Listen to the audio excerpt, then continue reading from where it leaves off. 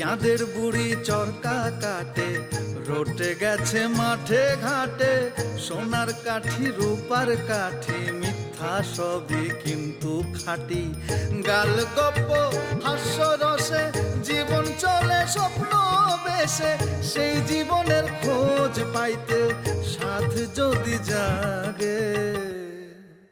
চাটাম ঘরে আইসো বন্ধু, দিন ফুরাইবার আগে। চাটাম ঘরে আইসো বন্ধু, মনে যদি লগে। তিল থেকে তাল হয়ে যায়, তাল থেকে তিল, আজগুবি সব ব্যাপার সেপার কান নিয়ে যায় চিল। গাল গপ্প হাস্য রসে জীবন চলে স্বপ্ন বেশে, সেই জীবনের খোঁজ পাইতে সাধ যদি জাগে। চাটাম ঘরে আইসো বন্ধু, দিন ফুরাইবার আগে। চাটাম ঘরে আইসো বন্ধু, মনে যদি লাগে।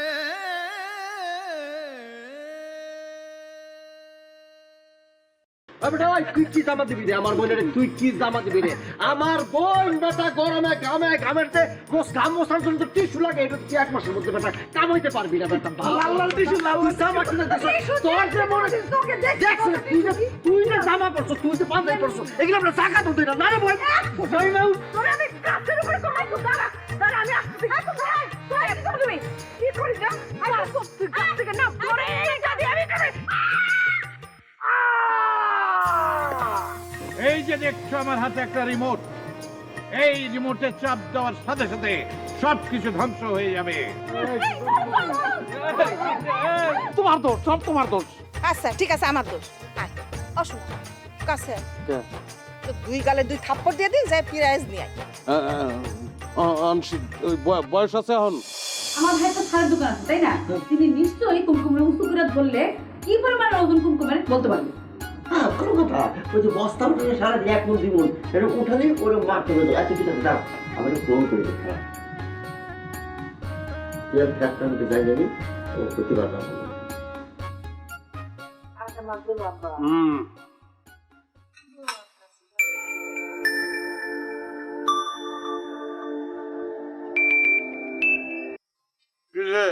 আচ্ছা শোন, তোর একটা কাজে ফোন করেছি। এই সেদিন যে তুই কুমকুমরে কোলে নিয়ে আসছিলি, আনুমানিক ওর ওজন কতটুকু হবে রে? একটা হলেই হবে।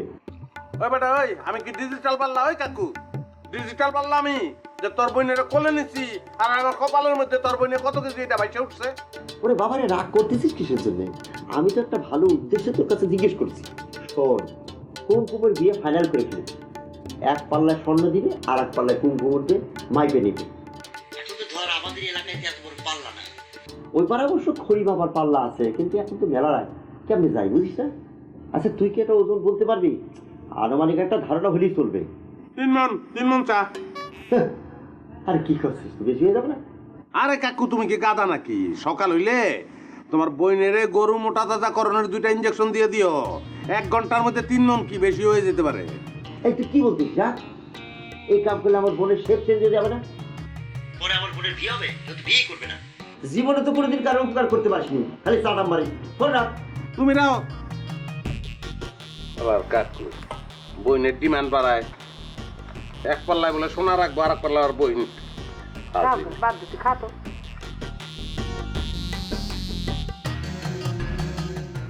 কি কয় কি? কি আর করে?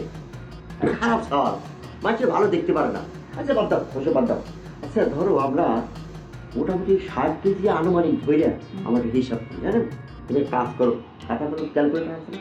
ক্যালকুলেটার নিয়ে আসো, আমরা বসে বলি। হ্যাঁ, অসুবিধা নেই।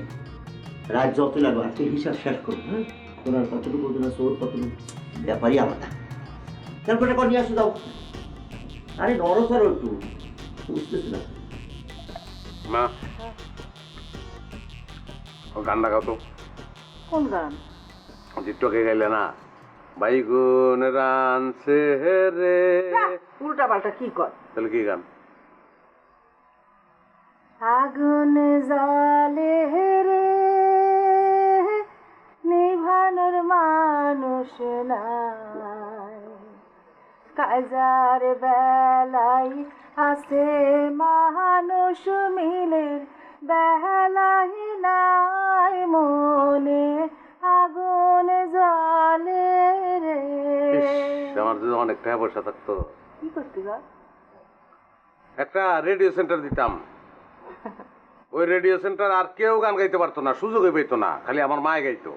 ওরে আমার সোনা, আমার মানিক, আমার জাদু।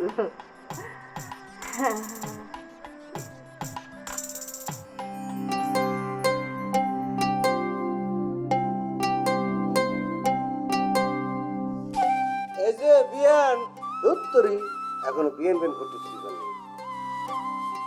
এই যে শুনছো, তোমার হাতটা একটু আমাকে দেবা?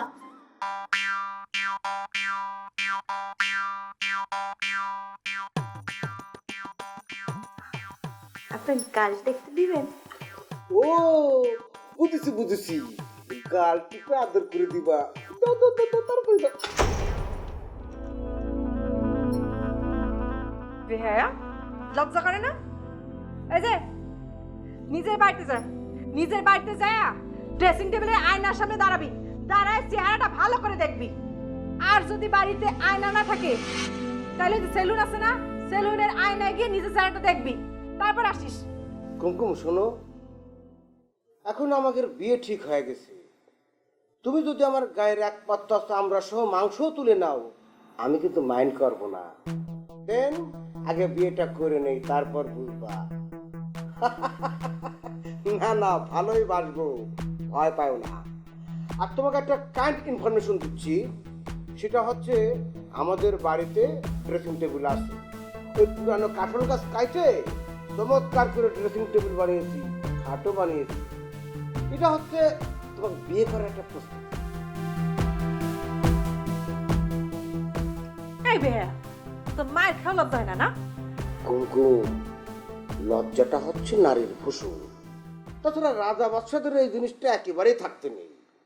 তোরে এইভাবে হবে না, দাঁড়া, দরজা খুলে বাইরে তোর একটা পুইতে ভালো মাছকে, দাঁড়া। হাসতেছিস কেন? হ্যাঁ, মায়ের খাওয়ার কথা শুনে হাসতেছিস না? ধর আমি বার হয়ে নি। আরে তুমি হাজার চেষ্টা করেও দরজা খুলতে পারবে না, কারণ তুমি ভেতর থেকে আটকে রেখেছো, আমি বাইরে থেকে আটকে রেখেছি। একেবারে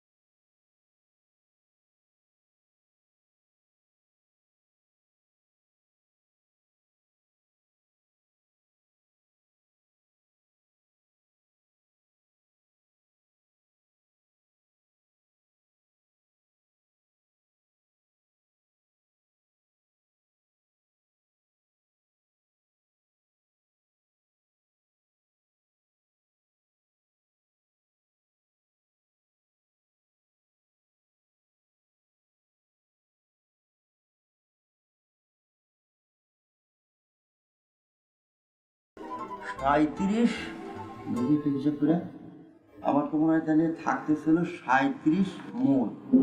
আচ্ছা 37 মণ যদি হয়, না 37.5 মণ হচ্ছে, 37.5 মণ। তাইলে 37.5 কেজি, কেজিতে 37,500 গ্রাম, তাহলে হচ্ছে কি 11.664 গ্রাম হবে। হচ্ছে ভাগ করে দেখি, 3 ভাগে তারা ভাগ করি, ভাগ হলো 3 ভাগে হচ্ছে। আচ্ছা টাকার হিসাবটা বার করি। আরে এখন ফোন আসছিস কেন? টাকার হিসাবটা বার করছি 14,14,09,05 টাকা। অবশ্য পুরোটা শোনা তো এত টাকা পাওয়া যাবে না, হ্যাঁ তাতে অসুবিধা নেই, স্বপ্ন তো বড় দেখাই ভালো নাকি? শোন, স্বপ্ন ছোট দেখতে নাই, কামান যদি স্বপ্ন দেখিস স্তূপ তো পাওয়া যাবে নাকি? এই ওই সোনা থেকে কিন্তু আমার 2 ভরি সোনা দেওয়া লাগবে। হ্যাঁ তুই বড় ছোট লোক রে, তোর বাড়িতে মনকে মনকে সোনা থাকতে তুই 2 ভরি সোনা আমার কাছে চাচ্ছিস কিসের জন্য? এত সন্দেহ আছে রে? এই এটা তোমার তরফ থেকে থাকবে। এই ভালো কথা, এই সোনার মালিক কে রে? কেন? আমার আব্বা। আচ্ছা তোর আব্বা যদি মালিক হয়, আমরা তার সাওয়াল পাও, তাই না? সে মরে গেলে তো সব সোনা আমাগো। আচ্ছা কবে বলবো কতদিন? এই তুমি তো অস্থির অসভ্য লোক, তুমি আমার আব্বার মৃত্যু কামনা করতেছো, হ্যাঁ? ওরে মৃত্যু কামনা করতেছি রে, মানে একটা গড় আয়ুর ব্যাপার। ফোন এখন তো গড় আয়ু 60 বছর, তাই না? আব্বার বয়স হয়েছে কোনো 59, আর বাঁচবে 1 বছর, মানে সোনার দামের সাথে মিলে আমি হিসাবটা করতেছি, তাতে তো কোনো সমস্যা নেই।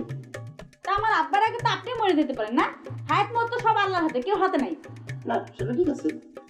যদি তাই হয় তাহলে তোমার কবর ইট দিয়ে বান্ধিয়া তোমার কবরের উপরে তোমার নাম আমি সোনা দিয়ে লিখে রাখবো, ঠিক আছে? এই তুই কিরকম বলি, একটা কু ডাকে নিয়ে আসতেছিস? তুই ডেকে নিয়ে এসেছি।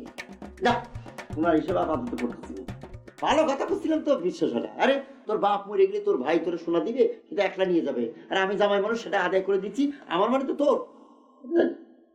বন্ধ করে সোনার হিসেবে আমি একলা করবো নি, তোমার নিয়ে এসব হবে না। আচ্ছা আপনি খাইবেন, আমার সোনার হিসেব করতে যে কি দিলে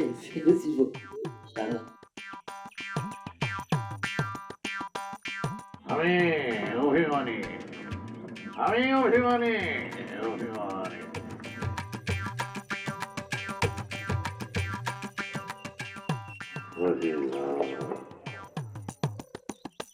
কি এর অভিমান আপনার? ও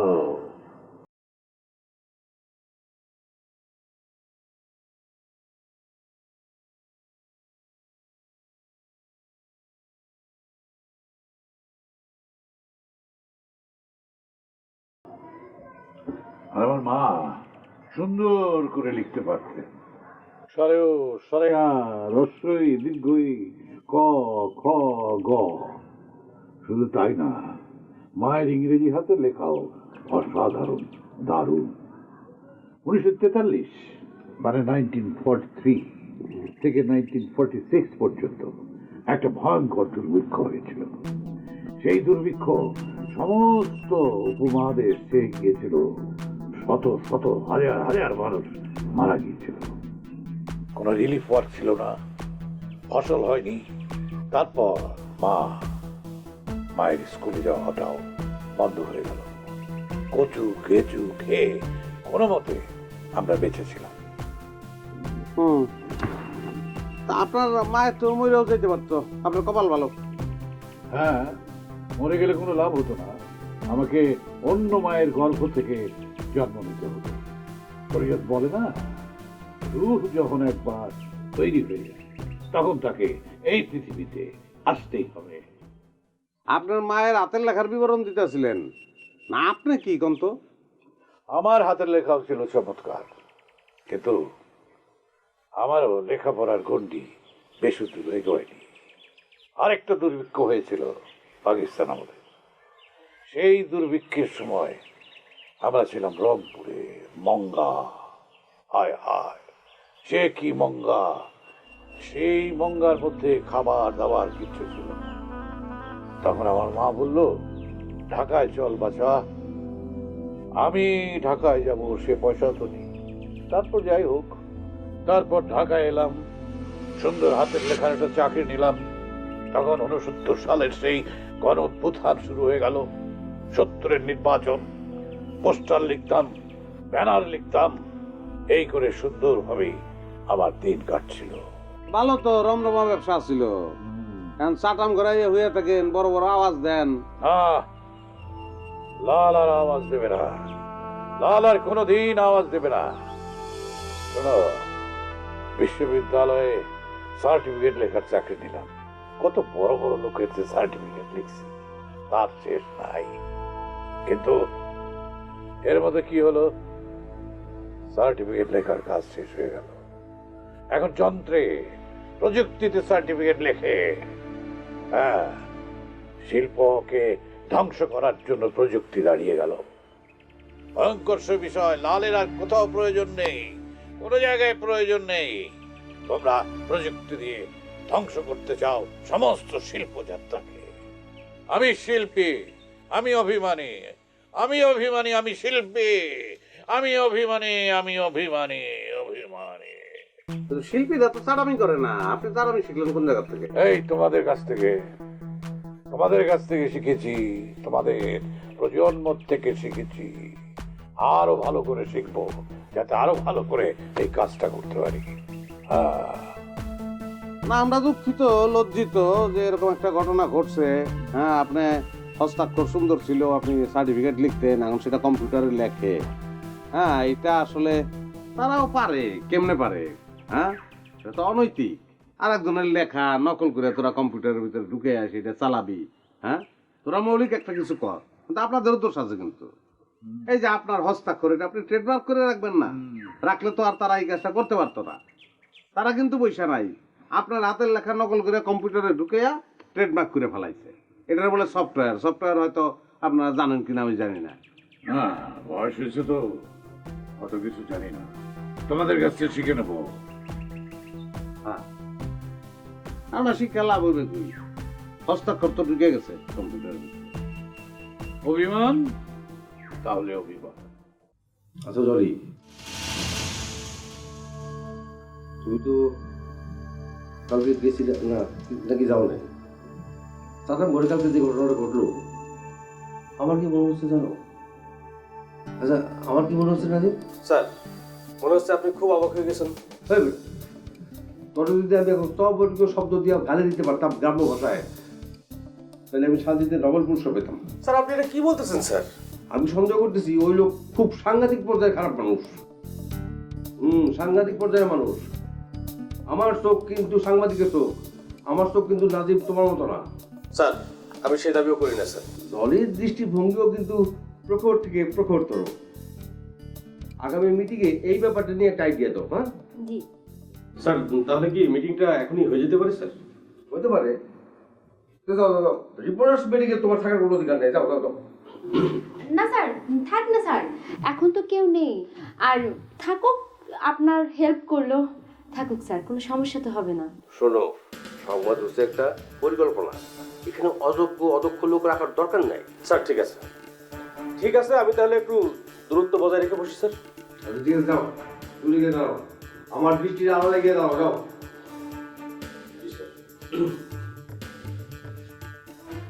স্যার, আমি বলি কি স্যার, আমি এই লাল মিয়ার পেছনে একেবারে আঠার মতো লেগে থাকবো স্যার। এই লাল মিয়া কোথায় যায়, কি করে, তার সমস্ত তথ্য একেবারে গোয়েন্দাদের মতো বের করে ফেলবো স্যার। 1 মাস, হ্যাঁ 30 দিন, তো 30 দিনের মধ্যে আমি তার সব তথ্য বের করে ফেলবো। ঠিক আছে না স্যার? জলি, আমি তোমার কতবার বলছি, আমি অন্য কোনো সম্পাদকের মতো না। আমাকে তুমি স্যার বলো না, আমাকে তুমি ভাই বলবা, ভাই। জি ভাইয়া, আমি তাহলে এটা করি। হাসেম ভাই, তাহলে আমিও কি আপনাকে ভাইয়া বলবো? এই, তুমি কি জলি? তুমি কি সাংবাদিক যে তুমি আমাকে ভাই বলবা? এই, এখন থেকে তোমার চাকরি ডিসমিস। যাও, এখন যাও, যাই তোমার মাইনে নিয়ে যাও। যাও। স্যার, স্যার আমি কি আপনারে আপন মনে করে বলে ফেলেছি স্যার? স্যার, আমার ভুল হয়ে গেছে স্যার। আপনি আমার চাকরি খাইন না, দরকার হয় আমার বেতন থেকে আরো 2000 টাকা কমাই দেন, তারপর আপনি আমার চাকরিটা খাইন না sir. Please please sir, please please. আচ্ছা, তুমি কত জানি বেতন পাও? Sir 10,000 sir. আরো হয়ে গেল 2000, 1000 নাই। জি স্যার।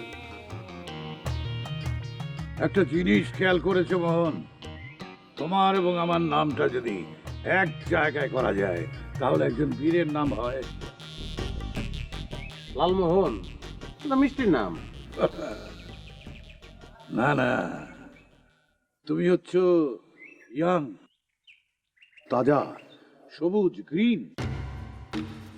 তোমার নামটা আগে আসা উচিত, কারণ তুমি হবে নেতা। তাহলে দেখো কি হচ্ছে, মোহনলাল। মোহনলাল একজন বীর। বীর, কিন্তু ব্যর্থ বীর। তুমি তো আসল ইতিহাসটাই জানো না। পলাশির আম্রকাননে লাক্ষাবাগের দিকে যখন মোহনলাল ইংরেজ বাহিনীকে পরাজিত করতে করতে কোণঠাসা করে ফেলেছিল, তখন নবাব বিশ্বাসঘাতকদের ডেকেছিল, তাদের সাথে বসেছিল।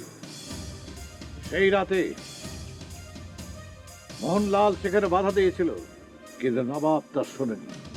পরদিন যুদ্ধে নবাব পরাজিত হলো, তার মৃত্যু হলো। তারপর কি হলো? তারপর আমাদের দেশ পদানত হলো ব্রিটিশদের দ্বারা।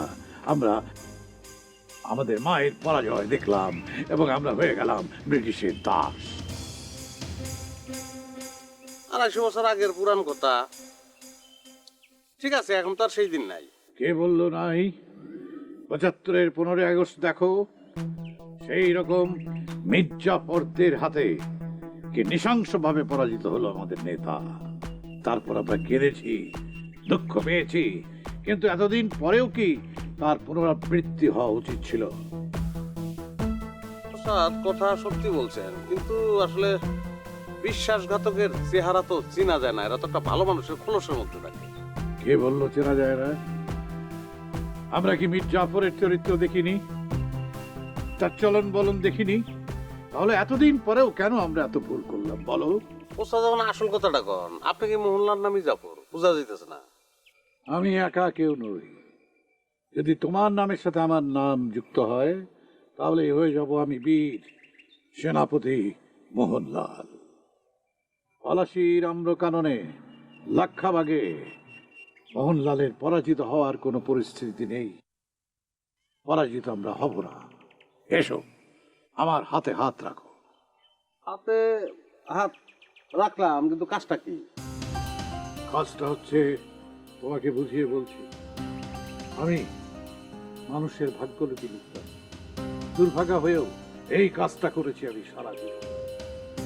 এখন আমি মানুষের ভাগ্য উন্নয়ন চাই, মানুষের ভাগ্যের পরিবর্তন চাই। আর সেই পরিবর্তনের কালে তুমি থাকবে অগ্রভাগে, তুমি নেতৃত্ব দেবে, তুমি হবে সেনাপতি, আমি থাকবো তোমার সাথে। কিন্তু উস্তাদ, সেনাপতি তো ধরেন আক্রমণ বলে দাঁড়ায় থাকে, আর সৈন্যরা জাপায় বেরা তারপর মারা যায়। তো যাই হোক, সেই ক্ষেত্রে আমাদের তো সেনাবাহিনীর প্রয়োজন আছে। আর আমাদের যুদ্ধটা কাদের বিরুদ্ধে, এটা তো বুঝতে পারতেছি না। যুদ্ধ হচ্ছে সময়ের বিরুদ্ধে, বৈরিতার বিরুদ্ধে, অনুন্নয়নের বিরুদ্ধে এবং কুসংস্কারের বিরুদ্ধে। পাগল সেনাবাহিনী আছে? এই মানে তুমি শুধুমাত্র তাদের বিরুদ্ধে মুখ খুলে দেখো না, লক্ষ লক্ষ লোক ধেয়ে আসবে তাদের পক্ষে এবং তোমাকে ক্ষত বিক্ষত করবে। প্রসাদ, আপনি আপনি আপনি তো আপনি না, আপনি তো এনাদার কেউ, অন্য কেউ। আমি বেশি পড়ালেখা করি নাই, কিন্তু তারপরও মহামনীষীগ জীবনী পড়ছি আমি, তো সেই জায়গায় পাইছি মানে আপনার কথাবার্তার ধরন কিন্তু ওই অ্যারিস্টটল, প্লেটো, সক্রেটিস একমতন, মানে একটা মানুষের ভিতরে একটা হুজুগ তুলে দেওয়া। না না না, আমি তাদের মতো কেউ নই, কেউ নই। পৃথিবীতে কজন লোক পারে এই হুজুগ তুলে দিতে? কজন লোক পারে মানুষকে জাগাতে? স্যার চলেন, আমার বাড়ি চলেন, অনেকে নাস্তা করবে। দেখো, সকালবেলায় আমি নাস্তা টাস্তা করি না। আমার ব্যাগে মুড়ি আছে, যদি পারো আমার জন্য এক কাপ চা নিয়ে আসো। আমার কথা দিয়েতে আতে আতে বলি দুধ না পাকি দিয়েতে তুমি দুধ না বললা দিন তো ভালো গান গাস। তোর এই গানটারে আমি যদি ভিডিও করে আপনা দিছি আর আবদার পর যে তোর কি পরিমাণ ভিউ পারবো তুই চিন্তাই করতে দিবি না।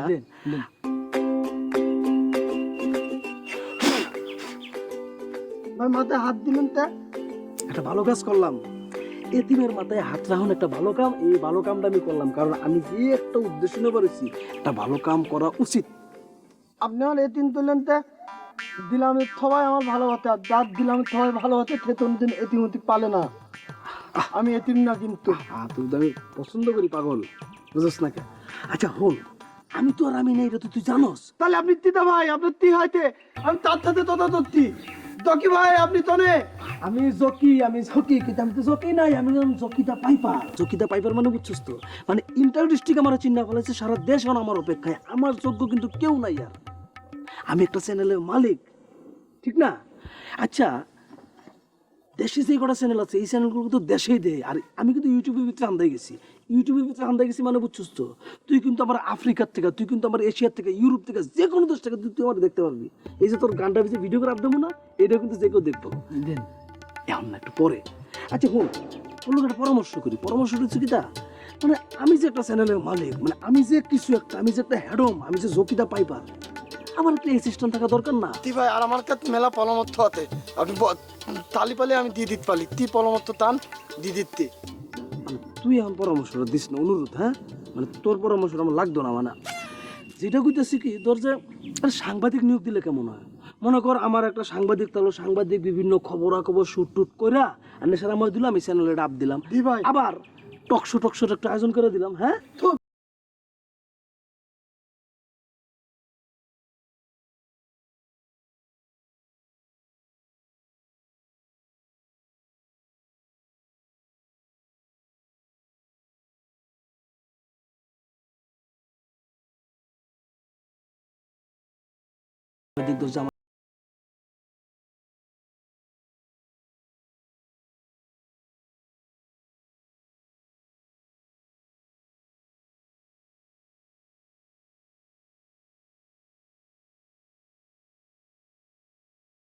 দিলাম। হ্যাঁ দি ভাই, খালি সাংবাদিক নিয়োগ দেন, প্রেম টেম তোলেন না। আচ্ছা, কইলে তোর কি মনে হয় আমারে? হ্যাঁ, আমি এত শেষরা? আমি একটা চ্যানেলের মালিক, আমি একটা কর্মচারীকে প্রেম করুম? যদি প্রেম হয়ে যায় সেটা কিন্তু আমি করুম না, এটা আমার দিল করবা। দিল দিল কি বান্ধন যায় নাকি? দিল বান্ধন যায়? যা জলি বে দিল মে ये দুধ না থাপড়াটাতে দাঁত খোয়ালাম। জলি বেদের মেয়ে, ও ভদ্র করে মেয়ে, ও শিক্ষিত মেয়ে, ও একটা সাংবাদিক। আমি দান দাত্তি ভাই, আমি দান দাত্তি ভাই, দান দান দান আপনার দান। বে দিল মে ये দুধ না আমার তোতা দিতে আতি আতি বলি দুধ না পাতি দিয়েছি।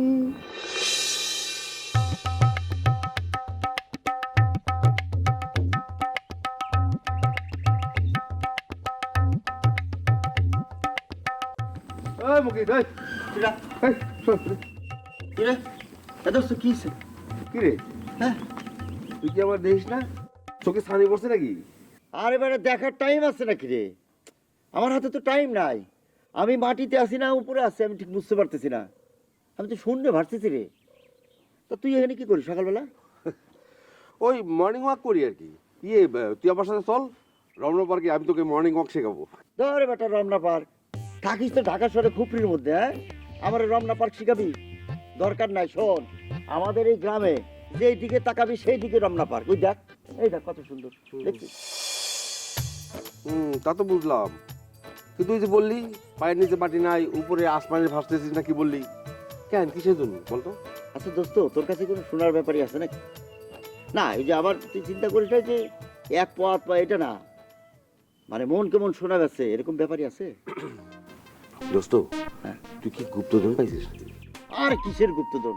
আর তোর কাছে আছে কিনা ব্যাপারই সেটা কর।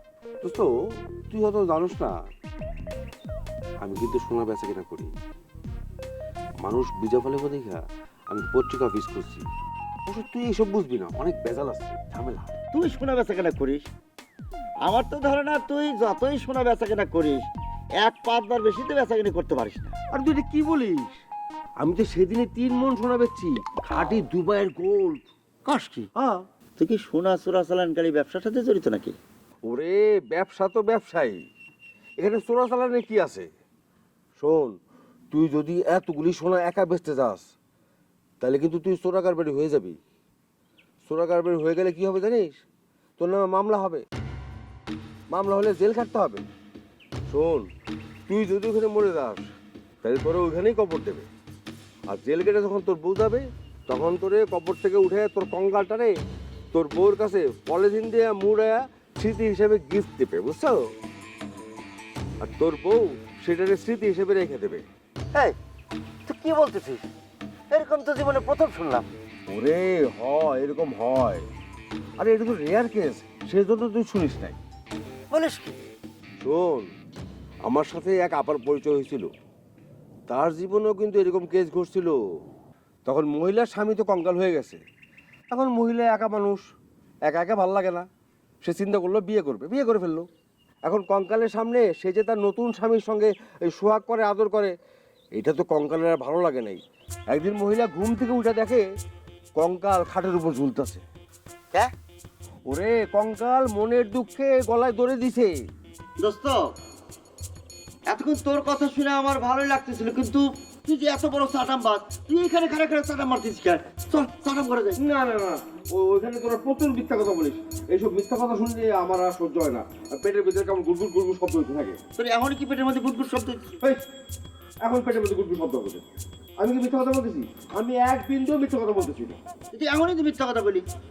কি কর, তুই কি আমার কথা বিশ্বাস করিস না? আচ্ছা না, ঠিক আছে দোস্ত, তুই তোর এই বুতা মুখে সোনা দেওয়া না নাকি? এই যে সাদা সোনা আছে না, ওই যে হোয়াইট বোর্ড। হ্যাঁ, তুই বুঝতে পারছিস, তুই বুঝতে পারছিস। আপনারা চলাফেরা করবি, কিন্তু এইটা যদি জানতে পারে তোর মধ্যে সোনা আছে, তাহলে কিন্তু তোমার কিন্তু বুক ফাড়ি নিয়ে যাবে। হ্যাঁ, এই কথা আবার কি শোনালি আমাকে? আমি তো ভয় পাচ্ছি। মন কেমন শোনা তোর কাছে? তুই কলম টলম আছে নাকি শোনার? সেটা তোরে বলা যাবে না।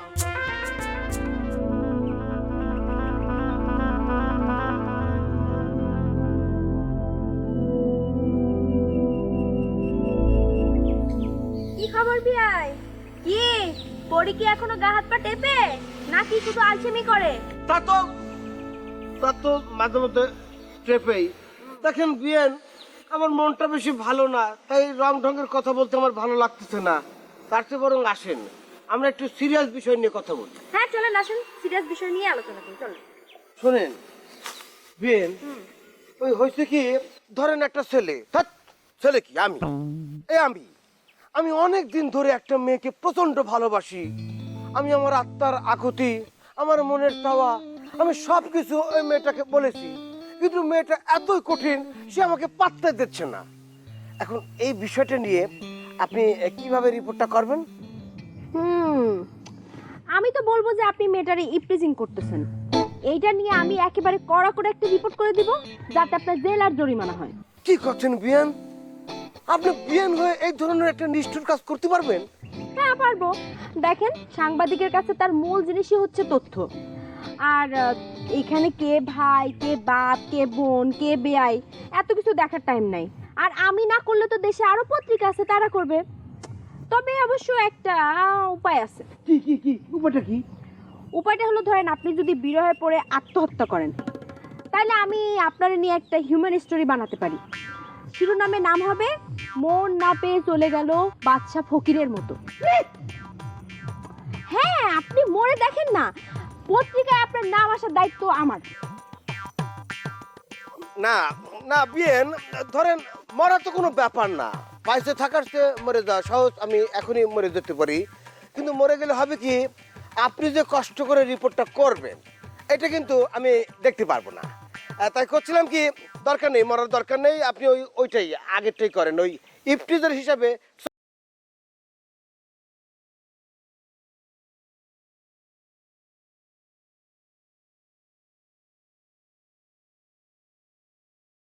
তো থাক।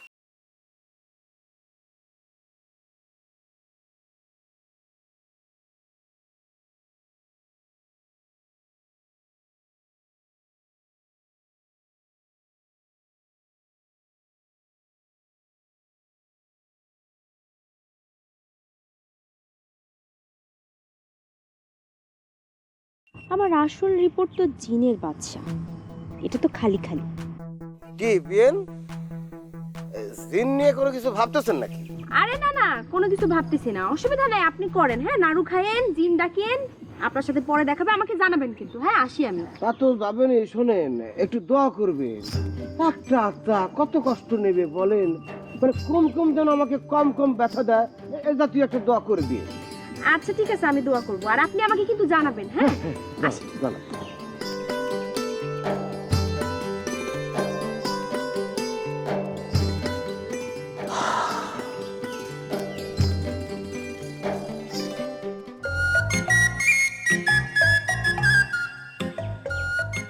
এই জোসনা, তুই কি জানিস আমাদের মুকিত ভাই বাদশা বিয়ায়ের সাথে তাহার বিবাহ ঠিক করিয়া ফেলিয়াছেন? জগতের নিয়মটাই মনে হয় এরকম। সুন্দর সুন্দর মেয়েগুলার দেখবি এমন খাটাস জামাইয়ের সাথে বিয়ে হয়। ডাক্তারি তো নাই বলি, আমাদের দর্শক শ্রোতারা যথেষ্ট বুদ্ধিমান, তাহারা বুঝিয়া লইবেন। আরে আর বলিস না, এত সোনা দানা দিলে তো যে কোনো কারোই বিয়ে হইবে। তো সমস্যা কি জানোস? তো সমস্যা হইতেছে মানুষের শোনা কথা বিশ্বাস করে।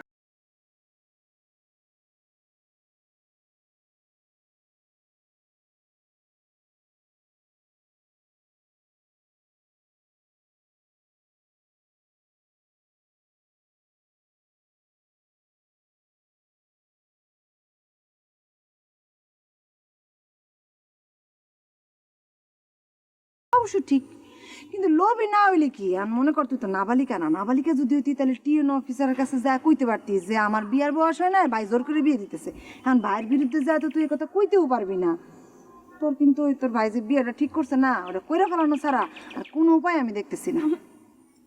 শহর আমার স্বামী থেকে তোর এসব ফালতু কথা শোনার আমার কোনো ইচ্ছা নাই। আরে দাঁড়া, রাগ করিস কেন? শোন, তোর বিয়েতে আমি সুন্দর দেখে একটা রঙিন চশমা গিফট করবো। তাহলে মনে কর বাসর রাত্রে তুই রঙিন চশমাটা চোখে দিয়ে থাকলি, তোর কালা জামাইরে রঙিন লাগলো দেখতে। অবশ্য অন্ধকারের মধ্যে কালো জামাইরে রঙিন চশমা দিয়ে দেখতে কেমন লাগবে এটা একমাত্র তুই পারবি দেখতে, আমরা তো আর পারবো না। আর মনে কর যে যদি ভালো লাগে দেখতে তাহলে চশমাটা পরে সারা জীবন সংসারটা করে ফেলাইলি। আমি একটা বাইনোকুলার গিফট করব, মানে বাদশা ভাই তো ছোট খাটো, বাইনোকুলার দিয়ে দেখলে তুই যখন ইচ্ছে তখন বড় দেখতে পারবি। আমি চাই তোদের মনের ইচ্ছা পুরো হোক, আমার এই বিয়ার ইচ্ছাটা বাদে। তোরা যারা ভালোবাসিস জীবনে যেন তাগেরই পাই। ওরে আল্লাহ, এটা কি হলো রে জোসনা? যাত্রার বিবেক হয়ে গেছে। আর একটা বিষয়, ছেলেদের মন পাওয়ার জন্য যেই সমস্ত গুণ থাকা দরকার সেগুলোর একটা তো তোর মধ্যে নাই। তোর বিয়ে দেওয়া লাগলে কি করতে হবে জানোস? ছেলে করে বন্দুক তাক করে তোর বিয়ে করানোর জন্য রাজি করানো লাগবে। ক্ষণিকের মধ্যে তো বিবেক উল্টায় গেল। শোন, আমাদের বিয়ে করার জন্য কেউ আছে কি নাই সেটা তো তোর কাছে আমাদের খোলাসা করে বলার দরকার নাই। খোলাসা করার আসলেই কোনো দরকার নাই। স্কুলে তো এক লগে যাইতাম না।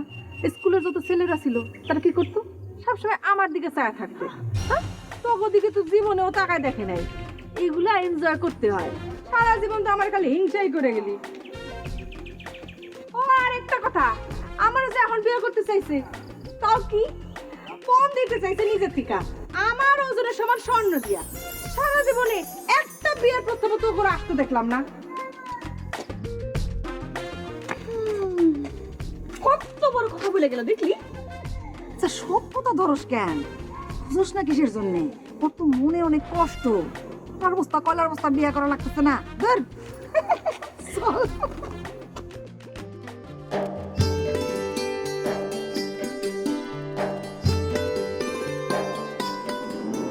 আপনাদের গ্রামটা আসলে সুন্দর। জি জি জি, আমাদের গ্রামটা আসলে খুব সুন্দর। মনে করেন যে শস্য শ্যামলা আমাদের এই গ্রামটা খুবই ভালো। কিন্তু প্রবলেম হলো কি, চাটা ভর আছে আর কি। যত ধরনের চাট আমি এখান থেকে তৈরি হয়, যত ধরনের বান্ধবী, যত ধরনের অসভ্য কাজ সব এখান থেকে তৈরি হয়। আপনি ডিসি সাহেব এই জিনিসটা আগে ট্যাকেল করতে হবে। এই জিনিসটা আসলে রাখা যাবে না এখানে, বুঝছেন? না না, এরকম কোনো জায়গা আসলেই রাখা যাবে না। এখানে বসে আসলে মানুষের ক্ষতি করার চিন্তা ভাবনা হবে, তাই না? আজাইরা ছেলেপেলেরা আড্ডা মারবে, এই সব জায়গা আসলে রাখা ঠিক না। গ্রামের মধ্যে পরিবেশ নষ্ট হয়। আপনি বলাতে আসলে ভালো হলো ব্যাপারটা। হ্যাঁ, ড্রাইভার সাহেব একটু ডান দিকে যাবেন, ডান দিকে গিয়ে আবার বাঁ দিকে যাবেন, ঠিক আছে?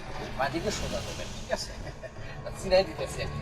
আমার ড্রাইভার সাহেব আমাকে গ্রামেরই চিনে, মোটামুটি একসময় থাকে। তো ম্যাডাম, আপনার কোনো টেনশন থাকবে না। আপনার যেটা খাইতে ইচ্ছা করবে, আপনি এখানে মনে করেন যে গ্রামের মনে করেন যে পেঁপে আছে, তারপর পেয়ারা আছে, তারপর মানে যত ধরনের ফল আছে আমি ব্যবস্থা করে দিব।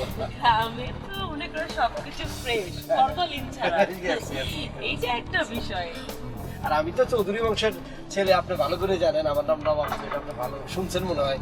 আমাদের যে আগে ডিসি ছিল উনি বলছে, উনি আমাকে খুবই সাহায্য সহযোগিতা করছে এই ব্যাপারে, গ্রামটা সুন্দর করার জন্য, চাটান বন্ধ করার জন্য। আপনি আশা করি। আর আপনি কি খাইতে পছন্দ করেন বেশি? মাছ, মাংস, পোলাও, বিরিয়ানি এই ধরনের? গ্রামে তো আসলে মাছই মজা, পুকুরের মাছ, তাই না? একদম ফরমালিন ছাড়া ফ্রেশ মাছ পাওয়া যায়। ঠিক আছে, আমি আপনার জন্য মাছের ব্যবস্থা করবো। বেশি আগে একদমই না।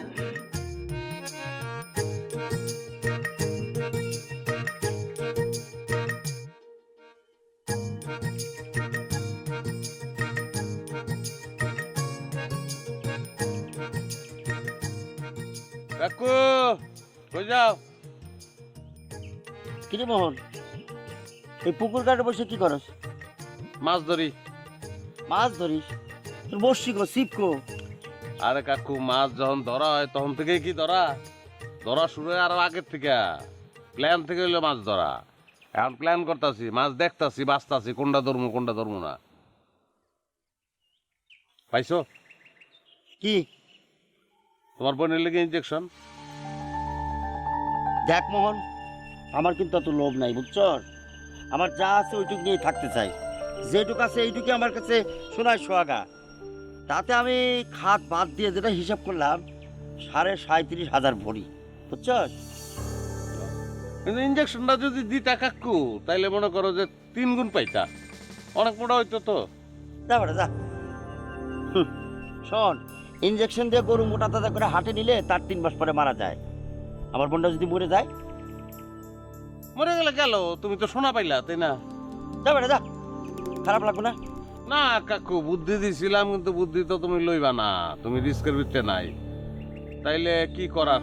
না তাইলে ও কাকু একটা কাম করতে পারো। কি কাম? তোমার বইনারে তুমি ন্যাচারালি মানে ভালো মতন খাওয়া দাওয়া আর কি, ন্যাচারালি মোটা হয়ে গেল, এটা তো কোনো দোষের কিছু নাই। তাতে কতটুকু পারবো কতদিন?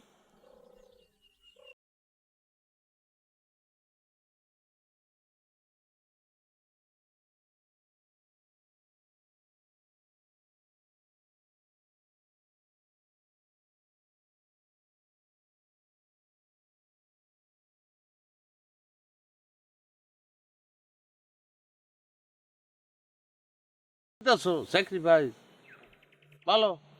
কাকু তোমার বোনের এত সোনা দিয়ে কেডা বিয়া করবো? তুই হলে জানোস না? ওরে আল্লাহ রে, কি কমো। শোন, আমার সম্বন্ধী, আর আমি তোর ফকিরের বাড়ি বিয়ে করি নাই। না কাকু, তুমি ফকিরের মাইয়া বিয়া করো নাই, তুমি করছো ফকিরহাটের মাইয়া বিয়া, বুঝছো কিছু?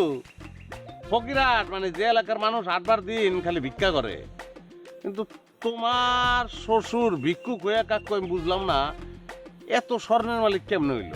ফাইজলামি করিস না তো, এসব ব্রেনের খেলা।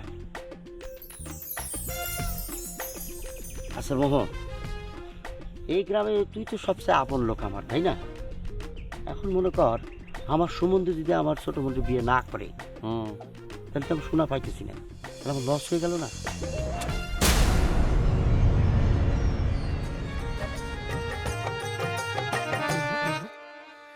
তিল থেকে তাল হয়ে যায়, তাল থেকে তিল, আজগুবি সব ব্যাপার সেপার কান নিয়ে যায় চিল। গাল গপ্প হাস্য রসে জীবন চলে স্বপ্ন বেশে, সেই জীবনের খোঁজ পাইতে সাথ যদি জাগে, চটাম ঘরে